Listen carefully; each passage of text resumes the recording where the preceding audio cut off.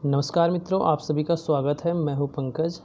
आज की वीडियो हमारी है प्रगतिवाद पर। जैसा कि आप सभी जानते हैं कि आधुनिक काल में 1936 से लेकर के 1943 तक के काल को हम प्रगतिवाद के नाम से जानते हैं।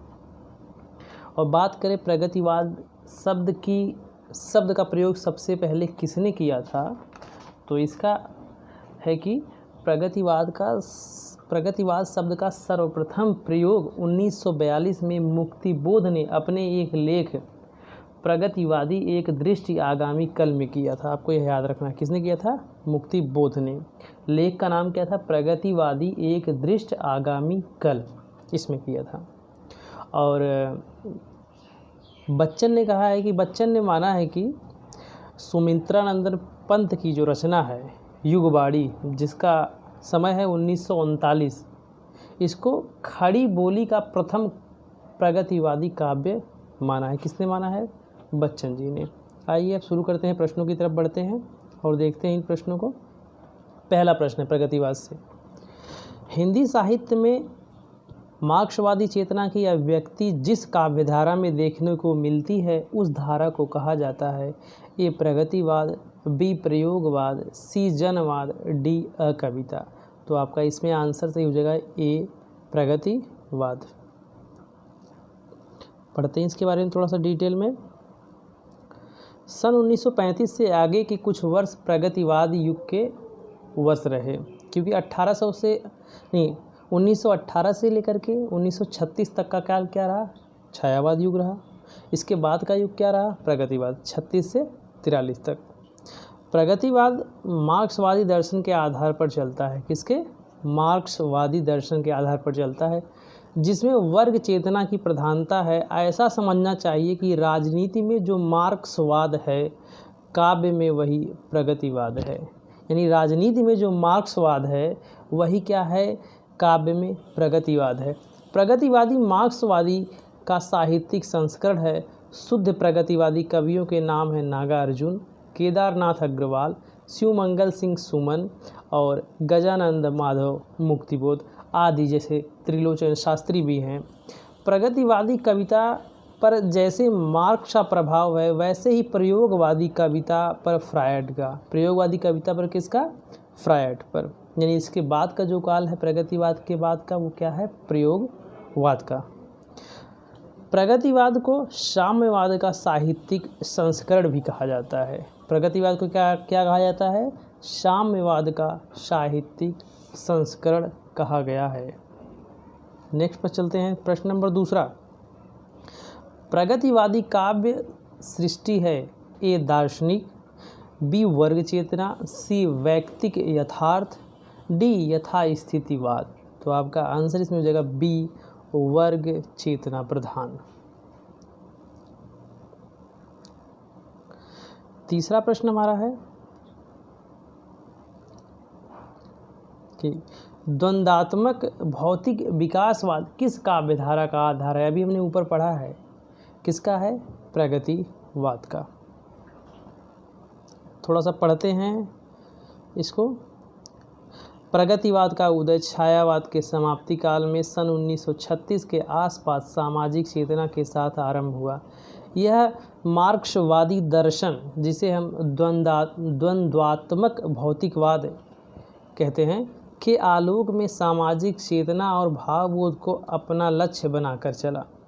राजनीतिक दास्ता देश में एक ओर पूंजीवाद और सामंतवाद की शोषक शक्तियों को प्रश्रय दे रही थी, तो दूसरी ओर जन सामान्य के लिए भयावह गरीबी, अशिक्षा, असुविधा और अपमान की सृष्टि कर रही थी। साहित्य भी इससे प्रभावित हुआ, जिससे प्रगतिवादी साहित्य का आंदोलन आरंभ हुआ और वर्ष 1935 में E.M. फॉर्स्टर के सभापतित्व में लंदन में प्रोग्रेसिव राइटर्स एसोसिएशन, प्रगतिशील लेखक संघ नामक अंतर्राष्ट्रीय संस्था का प्रथम अधिवेशन हुआ।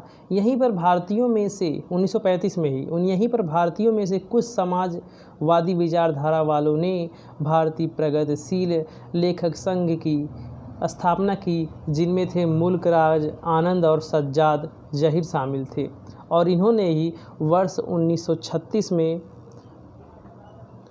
सज्जाद जहीर और डॉक्टर मुल्क राज आनंद के प्रयत्नों से भारतवर्ष में भी इस संस्था की एक शाखा खुली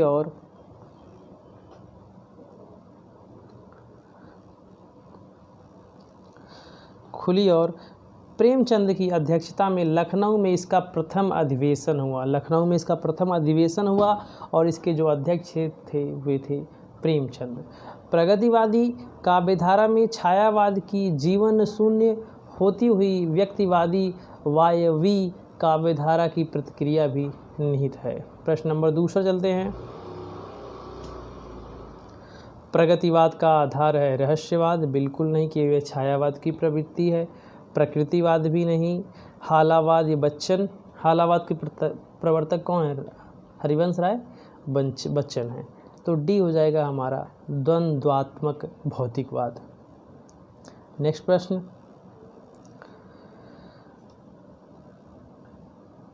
प्रगतिशील लेखक संघ किस स्तर की संस्था है? राष्ट्रीय, बी अंतर्राष्ट्रीय, सी राज्य स्तरीय, डी हिंदी भाषाई प्रांतीय। तो आपका आंसर हो जाएगा अंतर्राष्ट्रीय। ठीक है। भारतीय प्रगतिशील लेखक संघ की स्थापना किसने की थी? डॉक्टर सज्जाद और मुल्क राज ने की थी। ठीक है, आपको यह याद रखना है। छठा, प्रगतिशील लेखक संघ के प्रथम अधिवेशन की अध्यक्षता की थी जो लखनऊ में हुआ था? प्रेमचंद ने, नागार्जुन ने, राही मासूम राजा ने, सूर्यकांत त्रिपाठी निराला ने। तो आपका आंसर सही हो जाएगा डॉक्टर प्रेमचंद ने की थी। नेक्स्ट प्रश्न चलते हैं।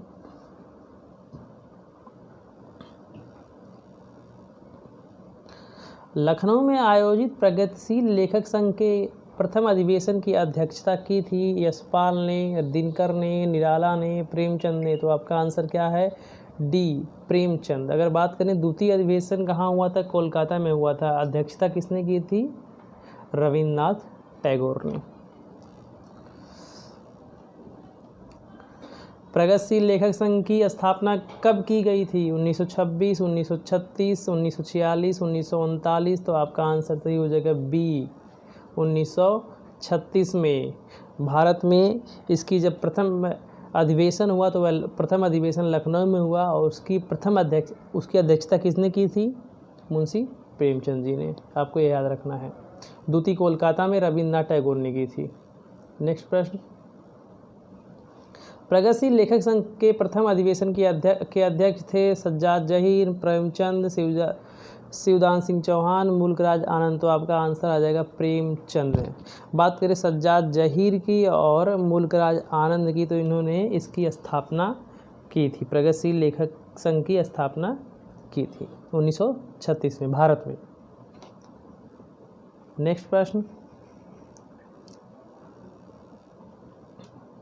लखनऊ में आयोजित 1936 के प्रगतिशील लेखक संघ के ऐतिहासिक आयोजन के अध्यक्ष थे? तो बार बार प्रश्न आ रहा है, कई बार पूछा गया है, मुंशी प्रेमचंद जी थे ये। नेक्स्ट प्रश्न, प्रगतिशील लेखक संघ की स्थापना लंदन में किसके प्रयत्न से हुई थी? तो ए प्रेमचंद, निर्मल वर्मा, मुल्क राज आनंद एवं सज्जाद जहीर। तो आंसर हो जाएगा मुल्क राज आनंद एवं सज्जाद जहीर ने। कहाँ पे हुई थी? लंदन में। नेक्स्ट प्रश्न, अच्छा प्रश्न है ये। प्रगतिवाद के जन्म में किसका योगदान है? ए छायावादी, रोमानियत एवं पलायनवादी प्रवृत्ति, बी प्रगतिशील लेखक संघ की स्थापना, सी मार्क्सवादी प्रभाव, डी उपर्युक्त सभी। तो देखा जाए उपर्युक्त सभी, क्योंकि छायावाद से, रोमानियत और पलायनवादी जो प्रवृत्ति से उससे लोग उब चुके थे। और दूसरा कारण प्रगतिवाद का है कि प्रगतिशील लेखक संघ की स्थापना हो गई थी इंटरनेशनल लेवल पर। और एक सी वाला है मार्क्सवादी प्रभाव भी उस टाइम प्रगतिवाद के जन्म के लिए एक विशेष उत्तरदायी रहा, मतलब एक विशेष कारण रहा। नेक्स्ट प्रश्न 13वां, प्रगतिवाद के अंतर्गत कौन सा विचार अमान्य है? यथार्थवाद का, रूपवाद का, पदार्थवाद का, समाजवाद का। आपका आंसर हो जाएगा बी रूपवाद का। यहाँ पढ़ते हैं इसके बारे में। प्रगतिवाद के अंतर्गत यथार्थवाद, पदार्थवाद तथा समाजवाद शामिल है। प्रगतिवाद के रूप संबंधी मत में चंद्रबली सिंह का मत है विचारधारा पर सही जोर देने के साथ ही प्रगतिवादी आंदोलन में काफ़ी बड़े पैमाने पर साहित्य के रूपगत पक्ष की उपेक्षा की प्रवृत्ति रही है। अतः स्पष्ट है कि प्रगतिवाद में रूपवाद शामिल नहीं है, यानी सौंदर्य की बात नहीं होती है। 14वां प्रश्न है, निम्नलिखित प्रवृत्तियों में से एक प्रगतिवाद की प्रवृत्ति नहीं है तो कौन सी नहीं है? ए, धर्म, ईश्वर तथा व्यक्तिवाद में आस्था, यही आपका सही है। सामाजिकता आग्रह, यह प्रवृत्ति है। शोषक वर्ग के प्रति सहानुभूति एवं शोषित वर्ग के प्रति सहानुभूति एवं शोषक वर्ग के प्रति घृणा, ये भी है। और जन सामान्य के प्रति लोक मंगल की कामना, यह भी प्रवृत्ति प्रगतिवाद की ही है। नेक्स्ट प्रश्न चलते हैं, यहाँ पर देख लेते हैं थोड़ा सा क्या क्या प्रवृत्तियाँ हैं। प्रगतिवाद की प्रमुख प्रवृत्तियाँ इस प्रकार है। प्राचीन रूढ़ियों एवं मान्यताओं का विरोध है। मानवतावादी प्रवृत्ति इसमें है। शोषक वर्ग के प्रति घृणा और शोषित के प्रति सहानुभूति का भाव है। विद्रोह एवं क्रांति की भावना है। समाज का यथार्थवादी चित्रण है। नारी के प्रति परिवर्तित दृष्टिकोण, ये भी है। मार्क्सवादी दर्शन के आलोक में सामाजिक चेतना, ईश्वर के प्रति अनास्था का भाव है इसमें। नेक्स्ट प्रश्न, ये बहुत ही कॉमन प्रश्न है, सभी को पता होगा इसका आंसर। वैद्यनाथ मिश्र किसका वास्तविक नाम है? ए, नागार्जुन का, बी, मुक्तिबोध का, सी, रघुवीर सहाय, डी, धूमिल। तो आपका आंसर हो जाएगा ए, नागार्जुन का। इनका पूरा नाम क्या था? वैद्यनाथ मिश्र नागार्जुन। ये यात्री में मैथिली और संस्कृत भाषा में लिखते थे। ठीक है, नेक्स्ट प्रश्न,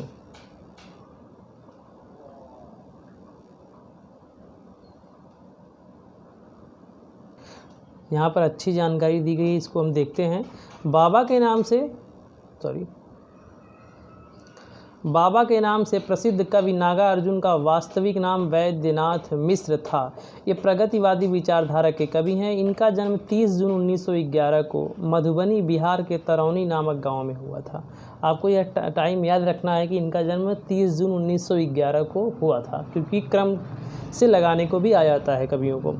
आधुनिक हिंदी काव्य को और समृद्ध करने वाले नागार्जुन का 5 नवंबर 1998 को ख्वाजा सराय, दरभंगा, बिहार में निधन हुआ था इनका। और जानते हैं इनकी रचनाओं के बारे में। नागार्जुन 1935 में दीपक, जो मासिक पत्रिका थी, तथा 1942-43 में विश्व बंधु साहित्यिक पत्रिका का संपादन किया। हिंदी साहित्य में उन्होंने नागार्जुन तथा मैथिली में यात्री उपनाम से रचनाओं का सृजन किया। मैथिली में नवीन भावबोध की रचनाओं का प्रारंभ उनका महत्वपूर्ण कविता संग्रह चित्र से माना जाता है। ठीक है, मैथिली में किस काव्य संग्रह से? चित्र से माना जाता है। नागार्जुन ने संस्कृत तथा बांग्ला में भी काव्य रचना की है। पत्रहीन नग्न गाछ, जो मैथिल भाषा में मैथिल कविता संग्रह है, पत्रहीन नग्न गाछ के लिए इन्हें साहित्य अकादमी पुरस्कार प्रदान किया गया था 1968 में। आप लोग कमेंट करके बताएं कि सबसे पहले साहित्य अकादमी पुरस्कार किसको मिला था। ठीक है, इनकी प्रमुख कृतियों की बात करते हैं तो इनकी प्रमुख कृतियां हैं युगधारा, प्यासी पथराई आंखें, सतरंगे पंखों वाली।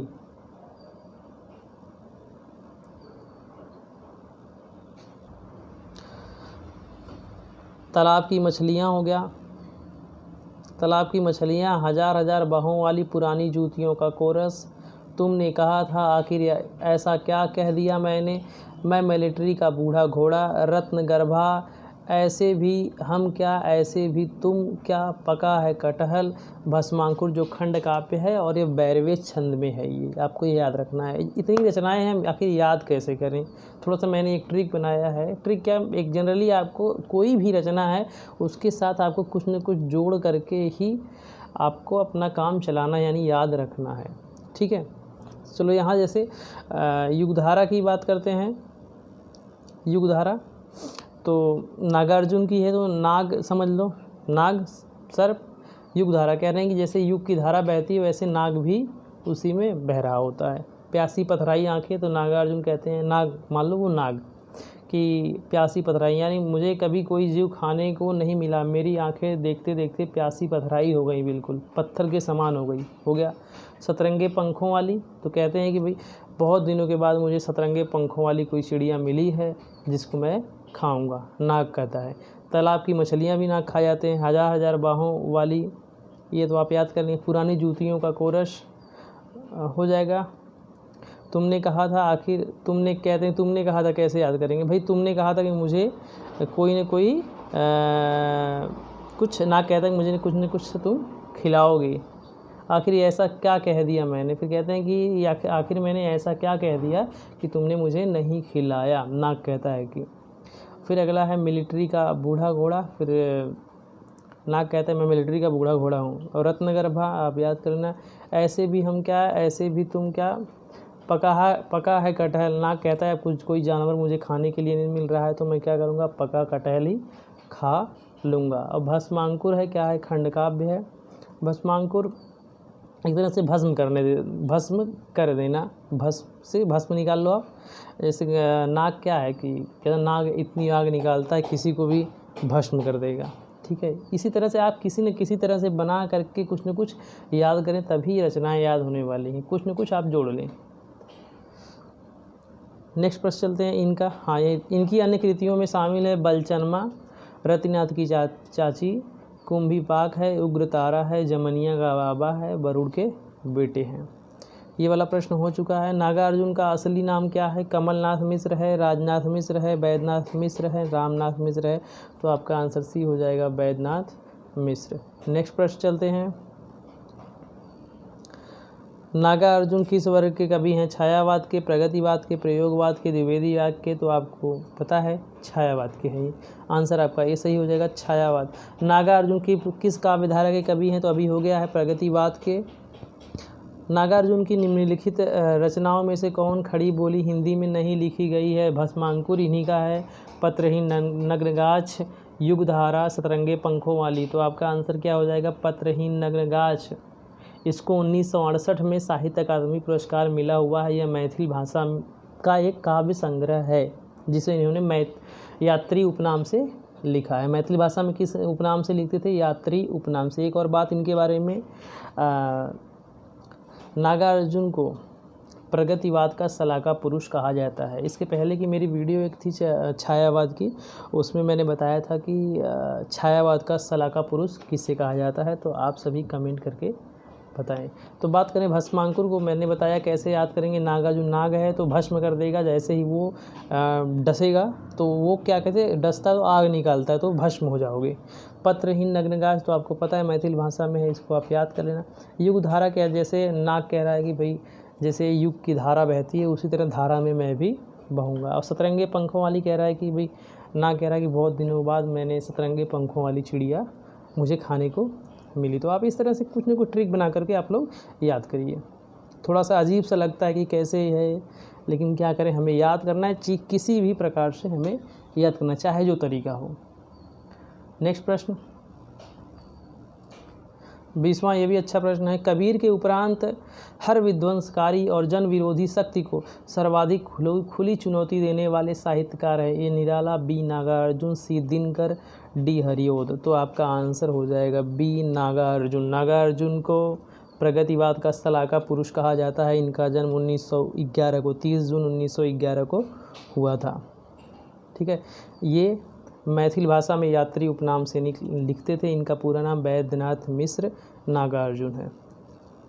पढ़ते हैं यहाँ पर, नागार्जुन ने अपने समाज में व्याप्त समस्या तथा बुराइयों को जितनी गहराई तथा धमाकेदार तरीके से उठाया उतना शायद कबीर के अलावा किसी ने नहीं उठाया। नागार्जुन ने भ्रष्टाचार, अवसरवादिता जैसी सामाजिक कुरीतियों पर चोट की, राजनीति की गरिमा तथा लोकतंत्र के मायावी जाल को तार तार करते हुए उसके वास्तविक चेहरे को सामने लाते हैं। पूंजीपति वर्ग के शोषण एवं अत्याचार का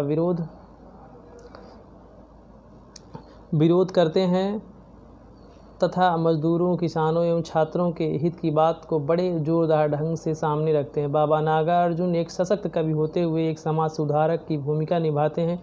डॉक्टर नामवर सिंह उन्हें कबीर की परंपरा का कवि मानते हैं। डॉक्टर नामवर सिंह ने क्या कहा है कि वे कबीर की परंपरा के कवि हैं कौन? नागार्जुन। नेक्स्ट प्रश्न चलते हैं 21। प्रगतिवाद के संदर्भ में इनमें से एक कथन सही नहीं है, वह है प्रगतिवाद जनजीवन के साथ प्रकृति और कल्पनाओं के में सौंदर्य खोजता है। और विकल्प हैं बी, प्रगतिवाद ने पहली बार साहित्यिक चेतना को यथार्थवाद की ओर अग्रसर होने की प्रेरणा दी। सी, प्रगतिवाद की मूल प्रेरणा मार्क्सवाद से विकसित हुई थी। डी, प्रगतिवादी सामाजिक यथार्थ की अभिव्यक्ति को ही रचना का उद्देश्य मानता है। तो आप देखेंगे तो ये बी भी सही है, प्रगतिवाद की प्रवृत्ति है, यथार्थवाद की ओर अग्रसर होने की प्रेरणा देता है। प्रगति बी सी है, ये भी सही है, प्रगतिवाद की मूल प्रेरणा मार्क्सवाद से विकसित होती है, तो यह भी प्रवृत्ति है। डी, प्रगतिवाद सामाजिक यथार्थ की अभिव्यक्ति को ही रचना का उद्देश्य मानता है, ये भी सही है। तो हमारा आंसर क्या हो जाएगा? ये जो है कि सही हो जाएगा कि जो यह प्रवृत्ति नहीं है, यानी प्रगतिवाद के संबंध में ए ऑप्शन सही नहीं है। ये क्या है? प्रगतिवाद जन जीवन के साथ प्रकृति और कल्पना लोक में सौंदर्य खोजता है। तो भाई कल्पना वाली बात प्रगतिवाद में नहीं होती है, यथार्थ वाली बात होती है, समाज की बात होती है, शोषण वर्ग की बात होती है, शोषक की बात होती है, ये सारी बातें हुआ करती हैं। नेक्स्ट प्रश्न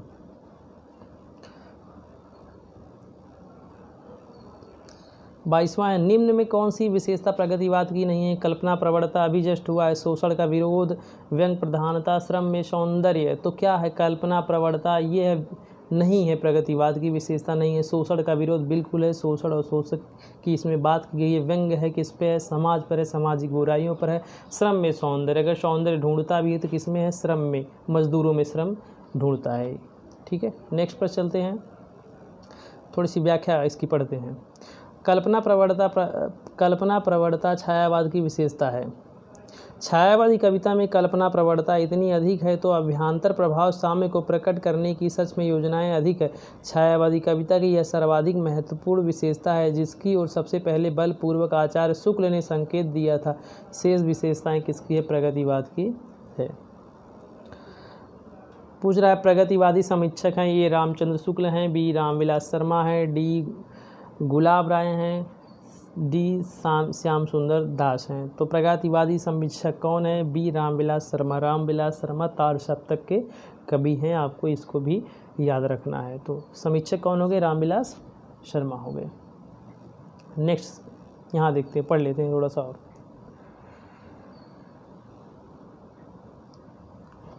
रामविलास शर्मा हिंदी में प्रगतिवादी समीक्षा पद्धति के एक प्रमुख स्तंभ थे। आचार्य रामचंद्र शुक्ल के बाद डॉक्टर रामविलास शर्मा ही एक ऐसे आलोचक के रूप में स्थापित होते हैं जो भाषा, साहित्य और समाज को एक साथ रखकर मूल्यांकन करते हैं। उनकी आलोचना प्रक्रिया में केवल साहित्य ही नहीं होता, बल्कि वे समाज, अर्थ, राजनीति, इतिहास को एक साथ लेकर साहित्य का मूल्यांकन करते हैं। रामविलास शर्मा की समीक्षा कृतियों में विशेष उल्लेखनीय है प्रेमचंद और उनका युग। इनकी कृति है जो इनकी आलोचनात्मक कृति है, प्रेमचंद और उनका युग 1953, निराला 1946, भारतेंदु हरिश्चंद्र 1954, प्रगति और परंपरा 1954, भाषा और संस्कृति 1954, भाषा और समाज 1961। निराला की साहित्यिक साधना, ये पूछी जाती है, निराला की साहित्यिक साधना किसकी है? तो रामविलास शर्मा की है, 1969 की है। नेक्स्ट प्रश्न चलते हैं। प्रगतिवादी कवि हैं जयशंकर प्रसाद, बी मुक्तिबोध और सी केदारनाथ अग्रवाल, डी हरिवंश राय बच्चन। तो आपका आंसर हो गया सी केदारनाथ अग्रवाल। यहाँ पर जो मुक्तिबोध दिया हुआ है, मुक्तिबोध भी हैं प्रगतिवादी, लेकिन प्रमुखता अगर यहाँ का प्रश्न ऐसे पूछे गए हैं तो आंसर उसमें बताया गया है सी दिनकर को ही, केदारनाथ अग्रवाल को। तो मुक्तिबोध भी है, मुक्तिबोध भी तार सप्तक के कवि हैं। ये थोड़ा सा व्याख्या करते हैं यहाँ पर। कहीं कहीं प्रगतिवादी कवि हैं तो तीन विकल्प सही रहेंगे, सही में एक मुक्तिबोध का भी रहता है, तो वहाँ पर प्रगतिवाद में इनको मान लिया जाता है, काउंट कर लिया जाता है।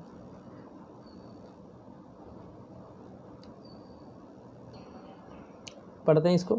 केदारनाथ अग्रवाल प्रगतिशील काव्यधारा के प्रमुख कवि हैं। इनका पहला काव्य संग्रह युग की गंगा है। क्या है? युग की गंगा है। आज़ादी के पहले मार्च 1947 में प्रकाशित हुआ।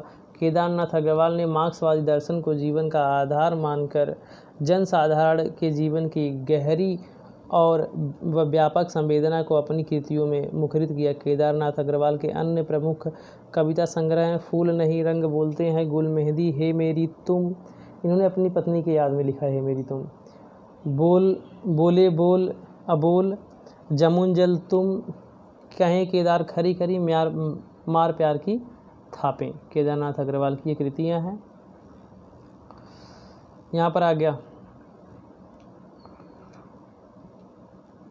प्रश्न है फूल नहीं रंग बोलते हैं कि रचनाकार हैं केदारनाथ अग्रवाल है, नागार्जुन है, त्रिलोचन है, नरेश मेहता है। तो आपका आंसर हो जाएगा केदारनाथ अग्रवाल। तो आप इसको कैसे आगे, भाई केदारनाथ अग्रवाल क्या करते हैं, केदारनाथ अपने बालों को आगे करके रखते हैं, जिससे क्या होता है कि उनको कुछ भी दिखाई नहीं देता है। जैसे अपने बालों को, वो उनके लंबे लंबे बाल हैं, उन्होंने क्या किया, अपने बालों को आगे कर लिया, अग्रवाल हो गया।